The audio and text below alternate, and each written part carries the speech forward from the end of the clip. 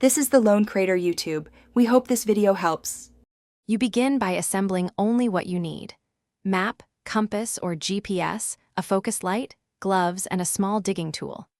Once ready, go directly to the nearest landmark with confirmed reports and search in a tight 1-2 meter pattern. Move clockwise. Make sure to photograph any unusual markings before you touch them, and log coordinates instantly so you won't lose the spot. This efficient start prevents wasted backtracking and sets you up to follow the next clues logically. Once you've marked initial sightings, triangulate using 2 or 3 clue points to tighten the search area. This reduces the search footprint quickly. Move slowly and inspect ground texture, discoloration, and faint trails.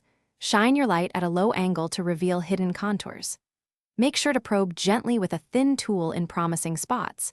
If you feel a hard edge or hollow, pause and reassess. These careful middle steps protect the item and preserve evidence while guiding you to the gilded marker precisely. You're at the final stage. Reveal the marker with minimal excavation, using small tools and soft brushes so you don't scratch gilded surfaces. Once exposed, examine maker marks, pattern, weight, and wear to verify authenticity. Photograph every angle and note measurements. Make sure to place the marker in a padded container and label it with coordinates and condition. If you encounter stubborn encrustation, stop digging and try a gentle solvent test on a hidden edge. Otherwise, call a conservator to avoid damage. Thanks for watching. Consider subscribing if we helped you.